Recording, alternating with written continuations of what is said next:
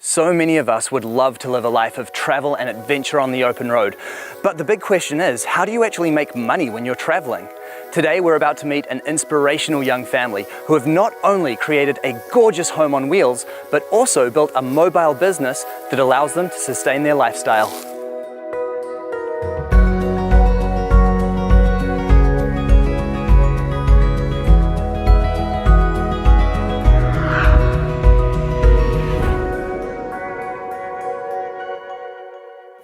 Hey Liz! Hey Bryce, how you doing? Nice to meet you. G'day Mike, Bryce, how you doing mate? How you doing? This bus just looks so cool. Thanks. Appreciate it. It actually looks pretty big. What size is it? It's 35 foot long. It's about 7.5 to 8 foot, I believe, wide inside. It's like 10.5 foot with the solar panels on top. And how long have you actually been living in the bus now? We've been in it for about a month and a half. That's actually not so long. How are No. you finding the beginning of the adventure? You know what? There's a learning curve, of course, but we are really enjoying the freedom and the ability to be able to do this. So it's awesome. The initial, I think, inspiration was we travel a lot with our photography, and I was actually given the opportunity to travel to New Zealand to photograph a couple. And I drove around in a camper van for about 4 weeks. And just being able to be a photographer full time, always having the camera in my hand was it was an awesome experience. And I wanted Mike and Bryce to have that feeling and that experience as well. So when I came back, I brought that to Mike and said, hey, why can't we live full time on the road? Why can't we live and work full time on the road? We can change our lifestyle. We can bring Bryce with us. It'll be an amazing experience for him. And we can make it work. We can downsize. We were living in a big house that we just didn't use. And he was a little hesitant at first, but once he got over the fear of it all and I convinced him that we can actually make it work, he was on board. So it took us about 7 months to complete the bus. I was a little fearful at first. I'm a very calculated person and I have to know what's ahead, and doing something like this was just really outside of my comfort zone. So we really needed to step out and live by our motto, which is be bold and seek adventure. And I think we're totally doing that. I really love how you've got the name of your business on the bus as well, because it's not just your home and your mobile office, it's also a traveling billboard for your business, isn't it? Exactly, Right. yeah, and that's what we wanted. We designed the logo for the outside, and like you said, it's a traveling billboard. It's great advertising, and since we're wedding photographers, we can shoot anywhere, and we want to shoot weddings all over the country, so it's perfect. So you've got the solar power on the roof. Mm-hmm. This bus is designed to be completely off the grid? It is, yeah, 100%. We have water, we have running water. All of that can be pretty much supported by the solar. We do have to watch what we're using, but it can all work off the grid, which is great. Right. And I see this picture that you've got right by the door there. Who is this? So this is my mother's mother. Her name is Georgia, and so we named the bus after her. She was my yaya, which is Greek for grandma. So we definitely wanted to honor her in that way. So this is Georgia. This is our Georgia Blue. From the outside, this bus is super cute. I am really interested in seeing what you've done inside. Awesome. Come on in. All right, thank you. Oh, this is beautiful. Appreciate it, thanks.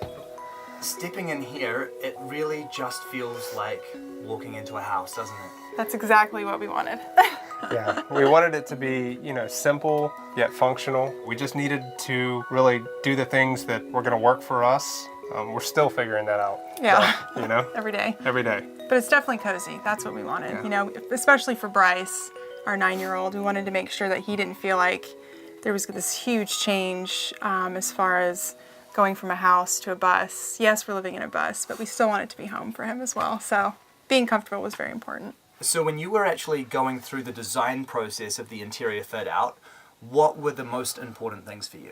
I wanted a lot of light. We wanted to make sure we kept all the windows in the bus, as many as we could, because we really wanted all that natural light to come in. And also just bringing in little comforts, personal items and things like that. That was really important as well. And what about the business? Because that adds another complete dynamic to it, doesn't it? That you're also actually running a business from inside here. It's not just a home. I think Wi-Fi has been our only issue that we've had running the business, but it's awesome that we can take our business anywhere we want. We're completely mobile. We've shot all over the country anyways, and so to have our house with us wherever we go, it's just awesome. And as photographers as well, you're quite lucky because it's not like you have to have a whole ton of equipment in order to do your job, do you? Right. Yeah. Everything we need is stored underneath the couch, actually, so it's great. Yeah, it's pretty compact. Yeah. So this couch also has storage underneath, but also doubles as our son's bed. We have this table over here that acts as a dining room and a Uno table. Yeah, and good workspace as well. Workspace, yeah. So yeah, it's very functional. it folds down and kind of gets out of the way and,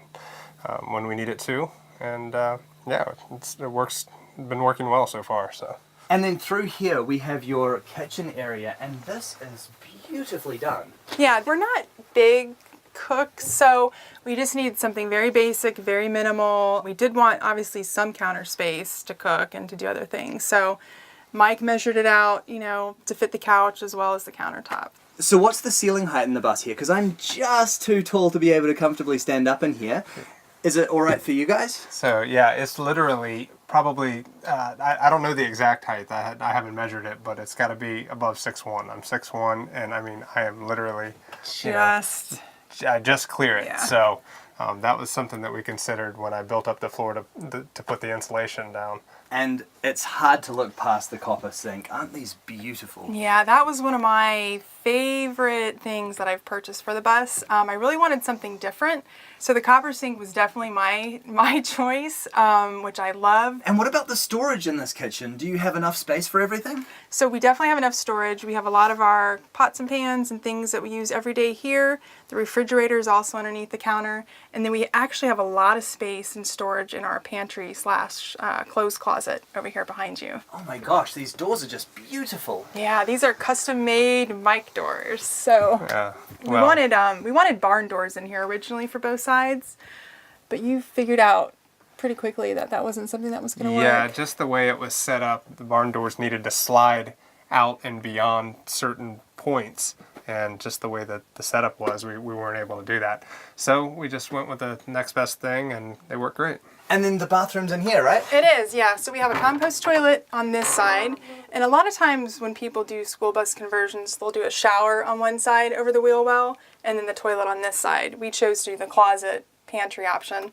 And a lot of people are real wary, I think, when you say compost toilet, but we've had no issues with it. And again, it's what works and what's efficient for us. And so it was really easy to get used to. Excellent.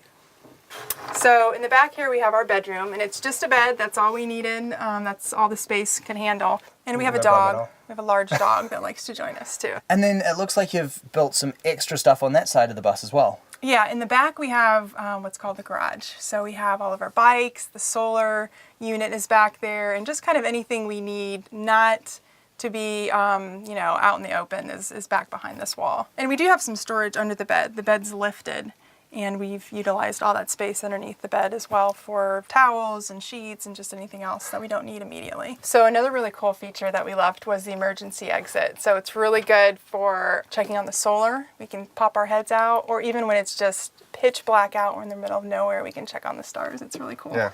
Bryce really loves that. So. And in the daytime, it allows some pretty awesome light to come in. Mm-hmm. It could be pitch black in here. You open that thing up, and you can sit back here and read or do whatever at work. Yeah. Mm-hmm. And so you've both actually done all of the work in this conversion yourself, haven't you? Yeah, I had a buddy help me with framing the walls out originally, but yeah, the rest of it, her and I did. So it was daunting, and when she originally brought the idea to me, it was like, what? But I knew he could do it. He's handy. He's a handy guy, and he was able to just kind of make it work and figure things out. And what about the cost of this conversion? Was it expensive? I think we have about, when it's all said and done, probably about $15,000 into it, and that includes the cost of the school bus. We paid $2,500 for the bus, and we really lucked out with that one. Yeah.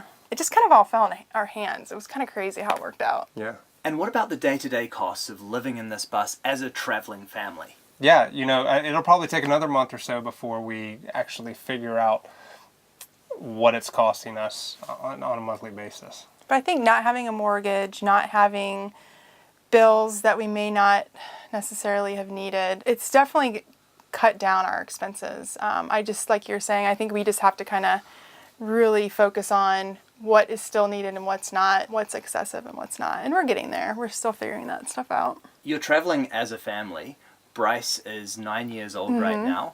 How is he adapting to life on the road? And was it a big decision to actually undertake this kind of journey with a 9-year-old? I think he is doing awesome. He's very adaptable. We know there's a lot of people that when they have a kid, they really change their life to revolve around the kid. Well, we've just kind of brought him into our life and our lifestyle, if that makes sense.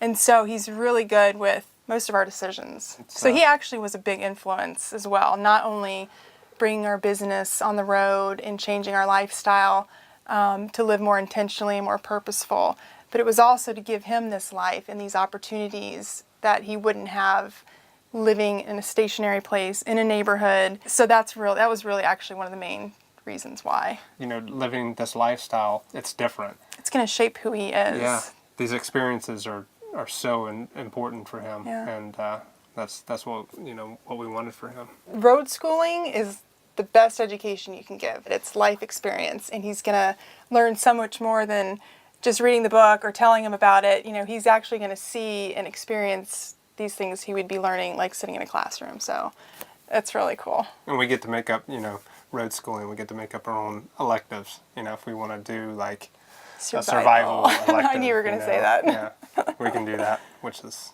something I'm definitely doing. Yeah. But, things like that. Just, it's important. Yeah, and you learn different, you meet different people and how they live. So for him to see different landscapes and the history of all that, that is just huge. It's huge for his life. Traveling in the school bus is, it's amazing. Some of my favorite things are experiencing new things and being on the bus with these guys. And I'd rather travel and have these adventures than live in a house and have a room. Yeah, definitely. And I think for us, knowing that and to share with other people, you don't have to live this life that everybody else is living. If there's a certain way you want to live, just go for it. Do it now. You don't have to wait until you're 70 to travel or to do things that you want to do. It's really important to do these things now. Life is really precious, and we want to be intentional with what we're doing and the decisions that we're making. And we just really felt like we weren't doing that. We were living this life because that's kind of what was expected of us. But when we finally had that awakening where, hey, we can kind of fine-tune this and we can make this ours and we can make these experiences the way we want to make them for our family and what works for us. And we really want people to know that it's okay, that you can be bold in your decisions and you can seek adventure and find those dreams and passions, and you can do it now.